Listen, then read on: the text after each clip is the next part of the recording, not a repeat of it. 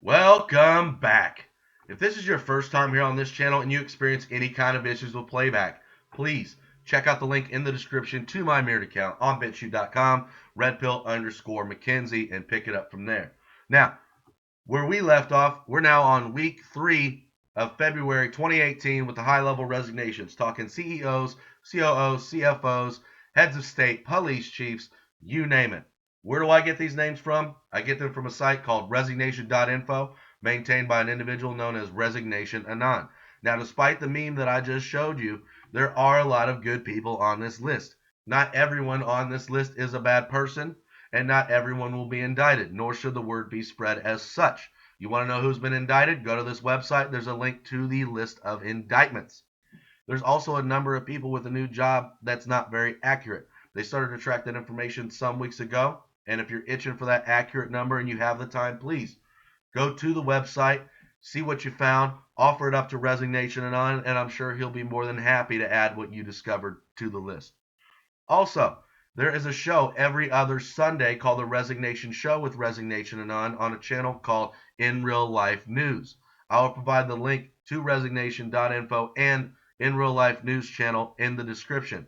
Make sure you go to the In Real Life News and hit that bell for notifications for them so that you don't miss the next show. And just a heads up, so you can mark your calendars, the next show is January 20th. Now, that all that's covered, let's get into the names of week 3 of February 2018. We have the Prime Minister to the Nepal government, the Prime Minister to the Ethiopian government, resigned also as chairman of the country's ruling coalition, the governor to the Central Bank of Tunisia, resigned amid pressure.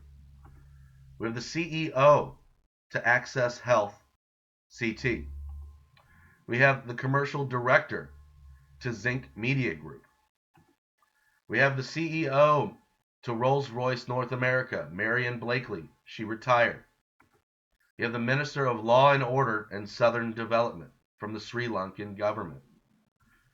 The Kosovo Special War Court Prosecutor, David Schwindeman from the U.S. State Department, retired. We have the CFO from Origin Enterprises. The Chief Revenue Officer from Imperva Inc.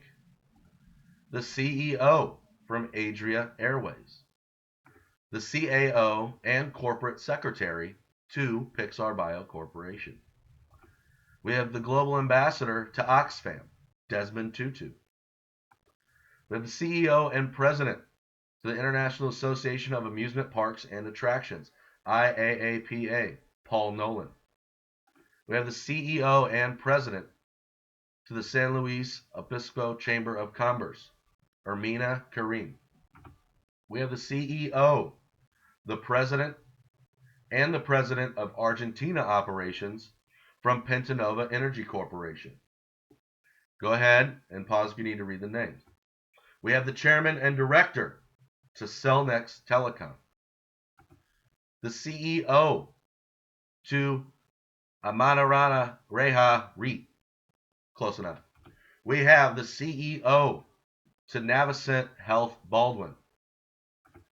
We have the head of emerging markets and the head of Eurasia to Vion Limited. We have the CIO, Shanna Ramming from Nevada. We have the Secretary, Elizabeth Roberts, to the Health and Human Services of Rhode Island. We have the CEO from ESCOM. We have a chairman and board member to the Cobalt Power Group. We have the deputy mayor to DC Public Schools, Jenny Niles, amid school lottery violations. We have the board of superintendents to the Vatican Bank, Mary Ann Glendon. The COO to the Weinstein Company, David Glasser, fired. We have the chief of staff to the Department of Veterans Affairs, Vivica Wright Thompson. She retired after an investigation found she had doctored emails to justify Secretary David Shulkin's wife accompanying him on a European trip at taxpayer expense.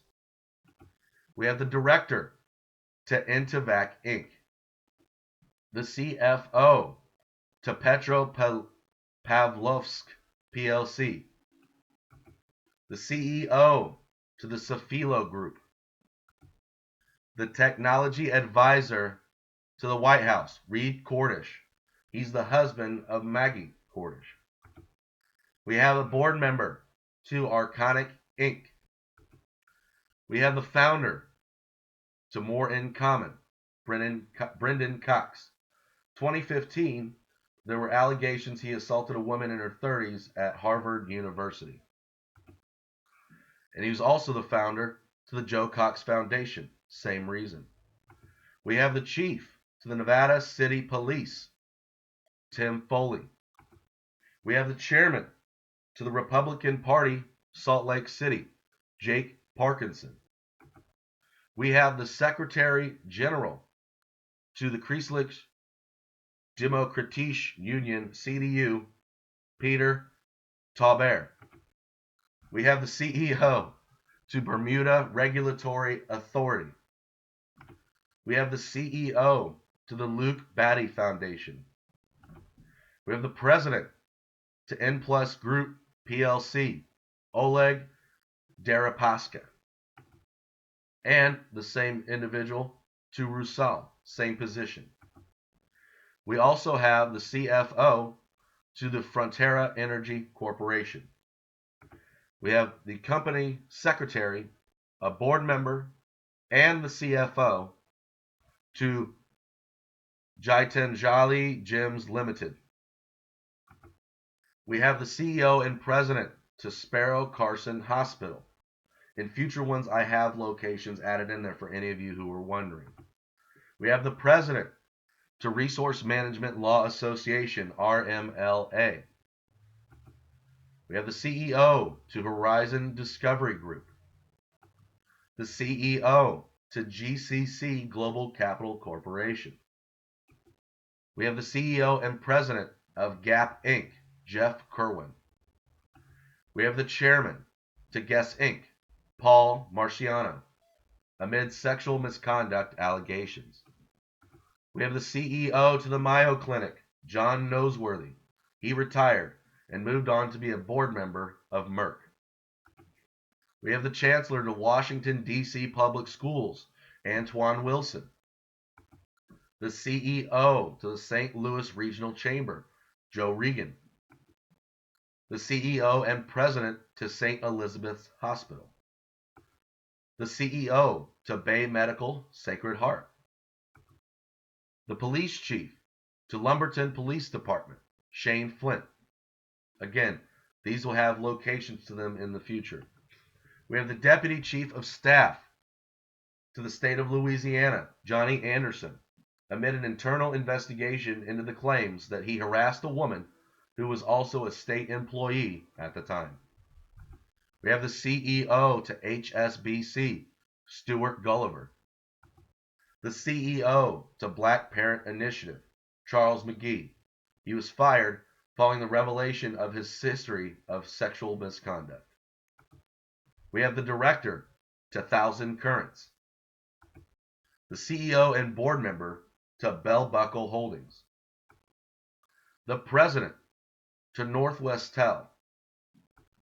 The CEO to Lot Holdings, following his conviction for bribery charges. We have CEO to Basilia Pharmaceutical Limited, Ronald Scott, retired. We have the CEO to the City of Casey in Australia, Mike Tyler. We have the CEO and president to Nantucket Cottage Hospital. We have the CFO and VP to the Bruker Corporation.